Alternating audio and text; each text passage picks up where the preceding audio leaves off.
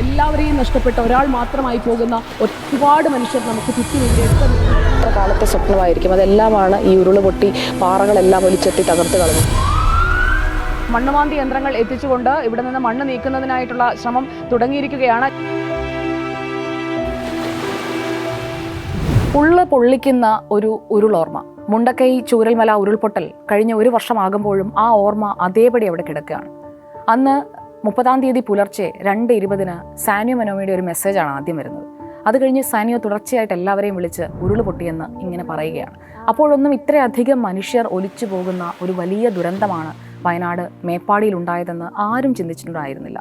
അതിനുശേഷം പിന്നീട് നമ്മൾ അറിയുന്ന വിവരങ്ങളൊക്കെ കൂടുതൽ വേദനയുണ്ടാക്കുന്നതായിരുന്നു.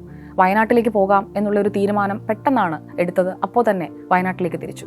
അവിടെ ചുരം കയറി എത്തുമ്പോൾ മേപ്പാടി ആശുപത്രിയുടെ ചുറ്റും നിലവിളികൾ ഇങ്ങനെ മുഴങ്ങിക്കൊണ്ടേയിരിക്കുകയാണ്. ആ നിലവിളിയാണ് യഥാർത്ഥത്തിൽ മുണ്ടക്കൈയിൽ സംഭവിച്ച ഉരുൾപൊട്ടലിൻ്റെ ആഘാതത്തിലേക്ക് ഞങ്ങളെയും അങ്ങ് തള്ളിവിട്ടത്. ഒറ്റ രാത്രി കൊണ്ട് ഉറ്റവരെ നഷ്ടപ്പെട്ട ഒരു കൂട്ടം മനുഷ്യർ, അവരുടെ നിലവിളി, അവരുടെ കരച്ചിൽ, അതിനിടയിലേക്ക് ചെന്നിറങ്ങിയ ജൂലൈ 30. അതൊരിക്കലും മറക്കാൻ കഴിയില്ല. എത്ര കാലം ജീവിച്ചിരുന്നാലും ആ ഒരു വേദനയുടെയും ആ വിലാപങ്ങളുടെയും ഇടയിലേക്ക് ചെന്ന് കയറുന്ന ആ ഒരു നിമിഷം അത് മറ്റു ദുരന്തങ്ങളെപ്പോലെ ആയിരുന്നില്ല എന്നതാണ് വസ്തുത. മേപ്പാടി ആശുപത്രിയിൽ അന്ന് രാത്രിയിൽ ആ വളപ്പിലൊക്കെ പെരുമഴ ഇങ്ങനെ പെയ്തുകൊണ്ടേയിരുന്നു. അതിനിടയിലൂടെയാണ് ആംബുലൻസുകൾ ഇങ്ങനെ വരുന്നത്. അതിൽ ജീവനുള്ളതും ഇല്ലാത്തതുമായ മനുഷ്യർ ഓടി വന്ന് നിൽക്കുന്ന ഓരോ ആംബുലൻസിനടുത്തേക്കും അവിടെ കൂടി നിൽക്കുന്ന ബന്ധുക്കൾ, അതായത് ഈ അപകടത്തിൽ നിന്ന് രക്ഷപ്പെട്ടവരുടെ ഉറ്റവരൊക്കെ ഓടിയെത്തുകയാണ്. തങ്ങളെ പ്രിയപ്പെട്ടവരെ കിട്ടിയോ പേര് വിളിച്ച് പറയുന്നു. അങ്ങനെ ചോദിച്ചുകൊണ്ടേയിരിക്കുകയാണ്. അതിനിടയിൽ കുറേ നേരം നമ്മളും അതിങ്ങനെ പറഞ്ഞുകൊണ്ടേയിരിക്കുകയാണ്. തത്സമയ കവറേജ് ഇങ്ങനെ തുടരുന്നു. കുറച്ച് കഴിഞ്ഞപ്പോഴേക്കും നമുക്കൊന്നും പറയാൻ പറ്റാത്ത രീതിയിലേക്ക് വാക്കൊന്നും കിട്ടുന്നില്ല.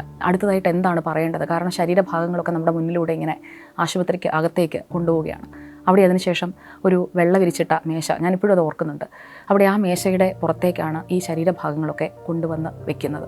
പൂർണ്ണമായും ഇല്ലാതായിപ്പോയ മനുഷ്യർ, അവരെയൊക്കെ പലയിടങ്ങളിൽ നിന്ന് ഇങ്ങനെ പെറുക്കിയെടുത്ത് കൊണ്ടുവരികയാണ്. അവരുടെ ഉറ്റവർക്ക് തിരിച്ചറിയാൻ പോലും പറ്റാത്ത രീതിയിൽ.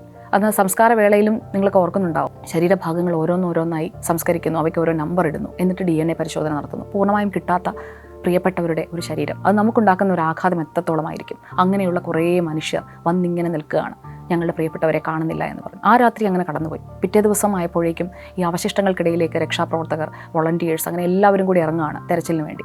ആ തെരച്ചിലിൻ്റെ കൂടെ റിപ്പോർട്ടറിൻ്റെ വാർത്താസംഘത്തിൻ്റെ ഭാഗമായിട്ട് ഞാനും പോകുമായിരുന്നു.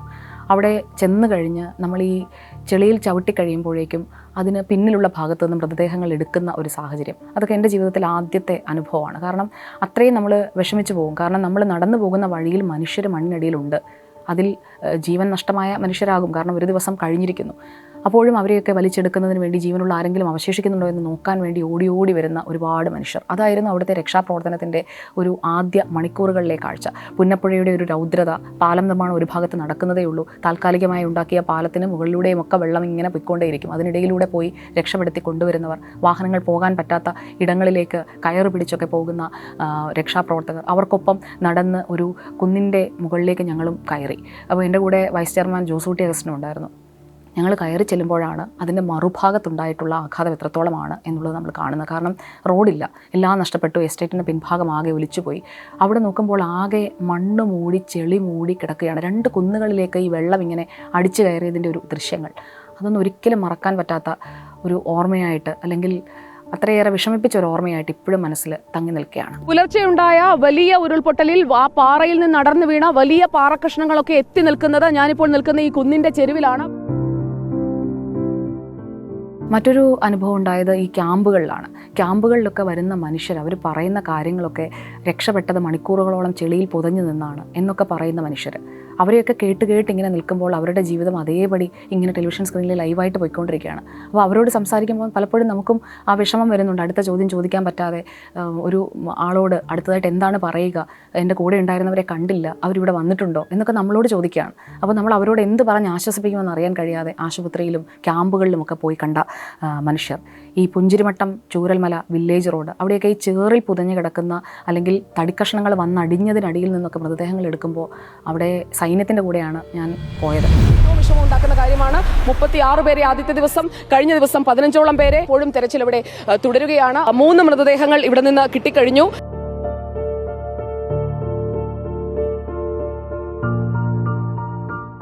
അവിടെ ചെന്നപ്പോഴേക്കും സൈന്യത്തിൻ്റെ മേൽനോട്ടം വഹിക്കുന്ന ഉദ്യോഗസ്ഥരൊക്കെ പറയുന്നത് ഇതിനടിയിലുണ്ട് എന്ന് പറയുന്ന മനുഷ്യരെക്കുറിച്ചാണ്. അതിനടിയിൽ നിന്ന് ഈ വസ്ത്രങ്ങളുടെ ഭാഗങ്ങളൊക്കെ കിടക്കുന്ന ഇടത്തൊക്കെ അവരിങ്ങനെ മണ്ണുമാന്തി യന്ത്രം ഉപയോഗിച്ച് ആ മരങ്ങളൊക്കെ പൊക്കി മാറ്റും. അപ്പോഴേക്കും ഒരു കൈയോ ഒരു കാലോ അതൊക്കെ നമ്മളും കണ്ടു നിൽക്കുകയാണ്. അങ്ങനെ ദുരന്തമുഖത്ത് പോയി റിപ്പോർട്ടിങ് ചെയ്തിട്ടുണ്ടെങ്കിലും പക്ഷേ ഇതുപോലെ മനുഷ്യരെ ജീവനില്ലാതെ ശരീരഭാഗങ്ങളെയൊക്കെ കണ്ടിട്ടുള്ള മറ്റൊരു അനുഭവമില്ല. അതുകൊണ്ട് ഈ മുണ്ടക്കൈ ചൂരൽമല പ്രളയം 1 വർഷം പിന്നിടുമ്പോഴും അത് ഇന്നലെ കഴിഞ്ഞു പോയതുപോലെ അത്രയും വിഷമമുണ്ടാക്കുന്ന ഒരു സാഹചര്യം തന്നെയാണ് ഉള്ളത്. കാരണം ഒരിക്കലും നമ്മൾ കാണരുത് എന്ന് ആഗ്രഹിക്കുന്ന രീതിയിൽ കിടക്കുന്ന മനുഷ്യ ശരീരങ്ങൾ, അതൊന്നും നമ്മുടെ ജീവനുള്ളിടത്തോളം കാലം നമ്മുടെ ഓർമ്മയിൽ നിന്ന് പോകില്ല. അതുകൊണ്ട് പ്രിയപ്പെട്ട മുണ്ടക്കൈയിലെയും ചൂരൽമലയിലെയും അതിജീവിച്ച് വന്നിരിക്കുന്ന മനുഷ്യരോട്, നിങ്ങളുടെ കുടുംബാംഗങ്ങളെ നഷ്ടപ്പെട്ടു പോയവരെ പലരെയും കണ്ടിട്ടുണ്ട്. ആരുടെയൊക്കെ കുടുംബാംഗങ്ങളെയാണെന്നറിയില്ല, ഒരുപാട് പേരെ ചേതനയായിട്ട് കണ്ടിട്ടുണ്ട്. ആ ഒരു വിഷമവും വേദനയൊക്കെ എന്നും ഉണ്ടാവും ഞങ്ങളുടെയൊക്കെ മനസ്സിൽ. അതുകൊണ്ട് തന്നെയാണ് പറയുന്നത്, നിങ്ങളെയൊക്കെ ചേർത്ത് നിർത്തി മുന്നോട്ട് പോകണമെന്ന്. വെറും വാക്കല്ല, കൂടെ ഉണ്ടാകണമെന്ന് ഞങ്ങളൊക്കെ ആഗ്രഹിക്കുന്നുണ്ട്.